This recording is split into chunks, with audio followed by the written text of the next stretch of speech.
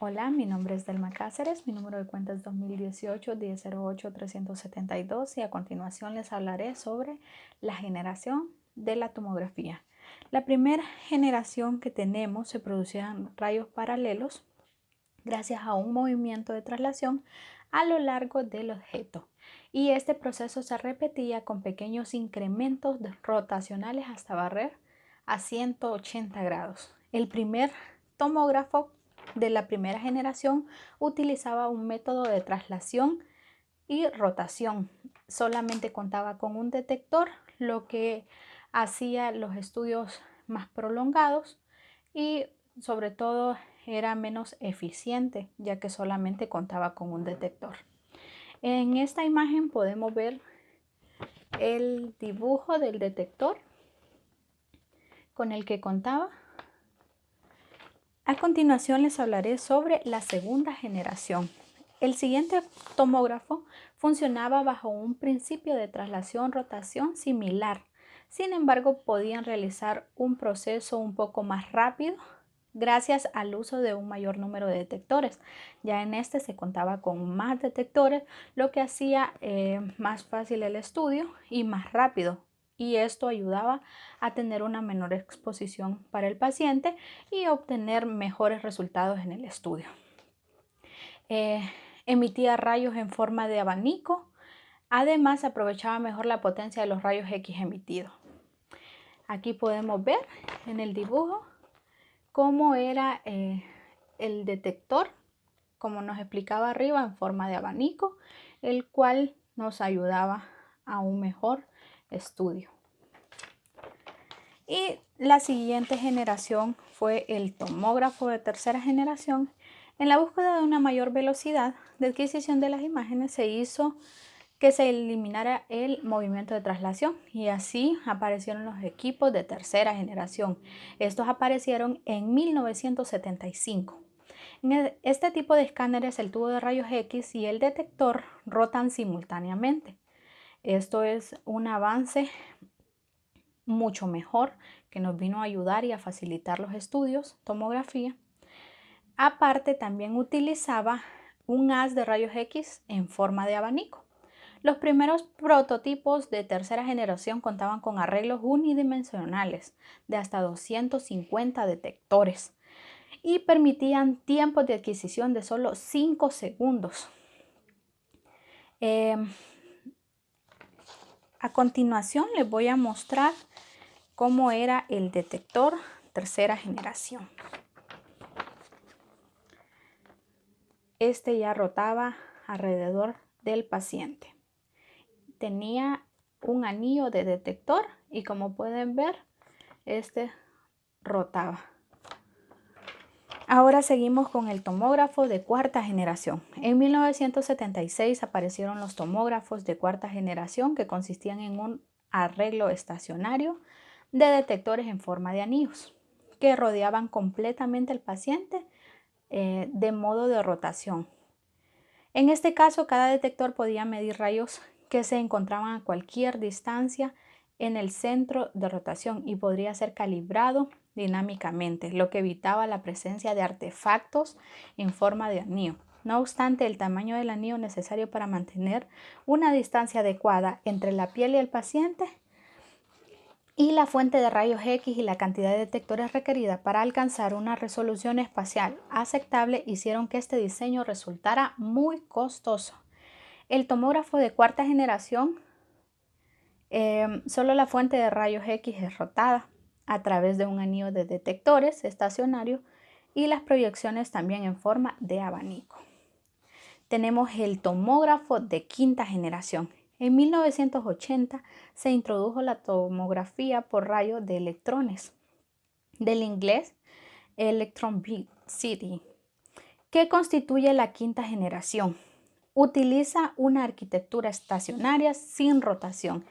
Ya en este punto el equipo ya no rotaba, ya no tenía tampoco el proceso de abanico y a lo largo de 4 placas semicirculares que rodean al paciente, la mayor innovación de este escáner fue su alta resolución temporal, suficiente para tener imágenes del corazón. Sin embargo, el uso de este ha sido limitada por algunas desventajas que a continuación le mostraré.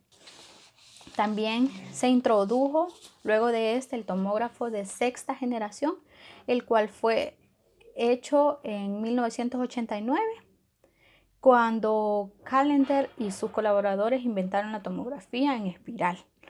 La tomografía en espiral o helicoidal utiliza la arquitectura de tercera generación, pero se caracteriza porque hay un movimiento continuo de la camilla a través del gantry.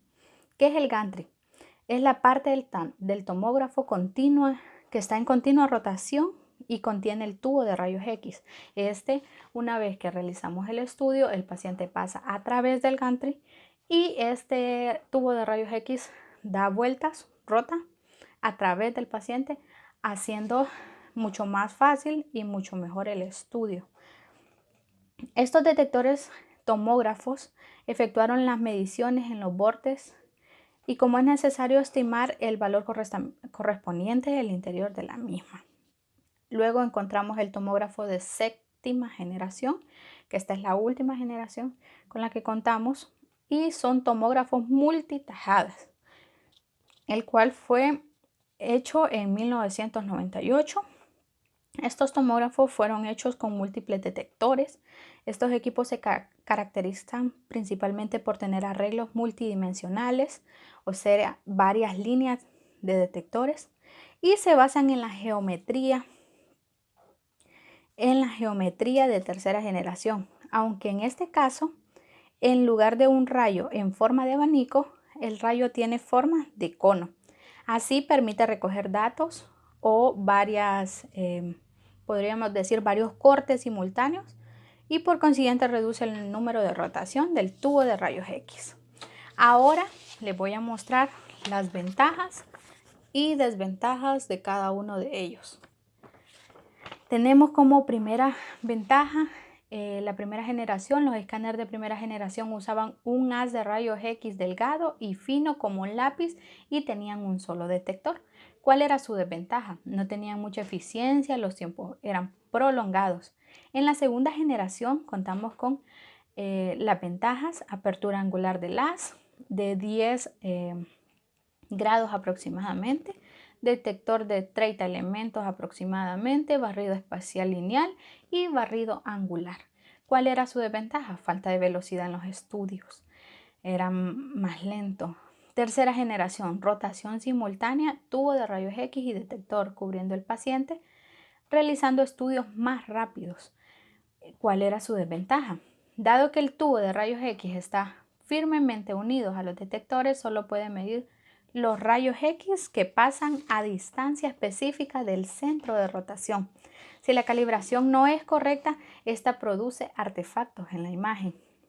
Y otro problema adicional es la dispersión de los rayos X.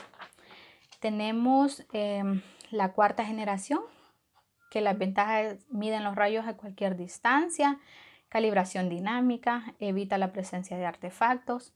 Desventajas: costos en el equipamiento. Quinta generación, ¿cuáles son sus ventajas? Alta resolución temporal, menor tiempo de realización del estudio y arquitectura estacionaria. ¿Cuál sería su desventaja? La trayectoria está limitada, no puede introducirse colimadores antidispersión por lo mismo de que es estacionario esto, entonces no podemos introducir colimadores antidispersión. La sexta generación, la ventaja es la tomografía en espiral o helicoidal, utiliza un movimiento continuo, permite un registro rápido de regiones de interés, menor exposición al paciente. ¿Cuál sería su desventaja? La trayectoria está limitada, no puede introducirse colimadores sobrecalentamiento del equipo, menor resolución espacial. Y en la séptima generación tenemos múltiples detectores, lo que ayuda a mejorar el estudio, menor radiación al paciente, reduce el número de rotaciones del tubo de rayos X, cubre regiones anatómicas específicas, y sus desventajas serían tiempos de examen largos, costosos, es más costoso el equipo, por lo tanto repararlo es mucho más costoso. el paciente recibe una mayor dosis de exposición por los tiempos prolongados de este estudio. Muchas gracias.